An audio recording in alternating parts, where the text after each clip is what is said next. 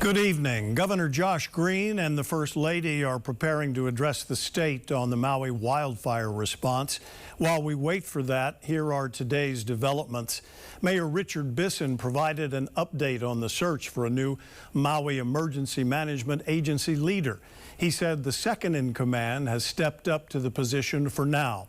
Bisson is hoping by Monday to name those in the running for the position. The former leader, Herman Undaya, resigned yesterday citing health reasons. Governor Green is now ready to address the state. By hurricane-force winds swept through the town of Lahaina and other areas of Maui, inflicting terrible damage on our communities there. Our hearts go out to the victims of the disaster and their families as we come together to support the people of Maui. More than 200 years ago, King Kamehameha I unified our islands and made Lahaina the capital of the Hawaiian Kingdom. Over 2 centuries, with their aloha, their dedication, and their hard work, the people of Lahaina built their town into a special place, a unique and vibrant community. For generations, Lahaina's beauty, culture, and rich history drew artists, musicians, and visitors from around the world. Tragically, it took less than a single day for us to lose Lahaina in the deadliest fire our country has seen in more than a century. The scope of the devastation on Maui is difficult to express in words.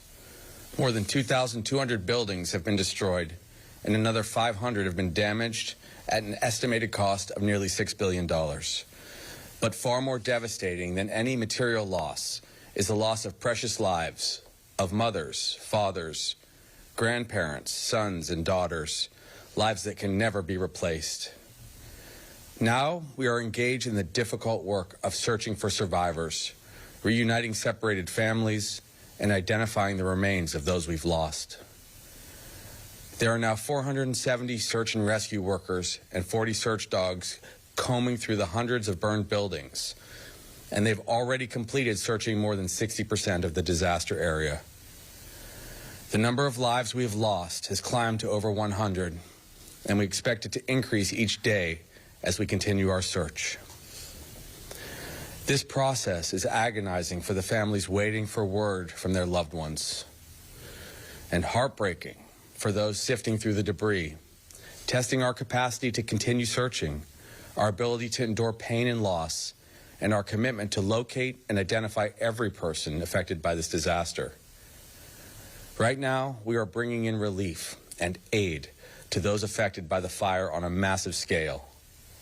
The Hawaii National Guard continues to assist first responders on Maui with search and rescue efforts and with securing the fire-damaged areas, as they also help active duty military and volunteers with the delivery of food, water, and medical supplies.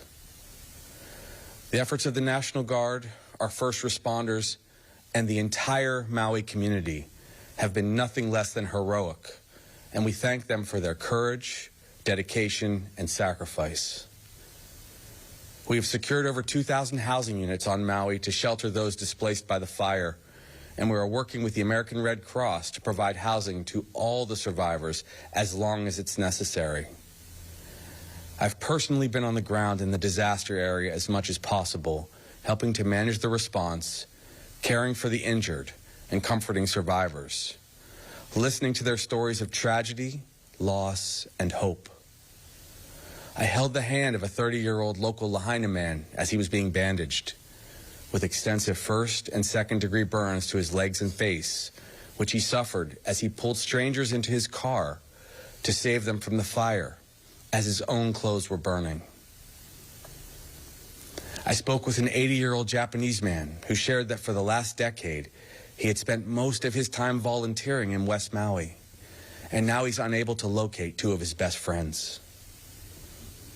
A young Filipino woman, 7 months pregnant, cried as she told me she didn't know how she would make it to her next medical appointment to make sure that her baby is safe and healthy. With tears in her eyes, she told me she intends to name her baby Faith. I want everyone who is listening to know that I will do everything in my power as governor to bring us back, to help us heal, and to find a way to move forward past this tragedy. I am personally making sure that Maui receives every possible resource available from the federal government, from the private sector, and from all around the world, and that all of this resource gets to the people who need it. I have ordered a comprehensive assessment of every detail of our response to the fires on Maui. We will get to the bottom of exactly how the fire started, how our emergency procedures and protocols need to be strengthened, and how we can improve our defenses to protect us in the future. We have already received massive assistance from FEMA and other federal agencies, and we are especially grateful to President Biden for his support and partnership. From the first hours of the disaster, he offered every resource to aid our response, immediately ordering the U.S. Coast Guard and the Navy 3rd Fleet to support our rescue and relief efforts and issue a presidential disaster declaration within hours of our request. I've invited the President and the First Lady to visit Maui next week when it can be done safely and in a way that will support our recovery efforts. We are deeply grateful for the outpouring of support and aloha the people of Maui have received from every part of our state, from across the nation, and from around the world, along with innumerable offers of assistance to aid the survivors and to help rebuild Lahaina. Friends, this loss we have suffered is unspeakable and devastating. We will continue to mourn as we care for the survivors and begin to move forward together.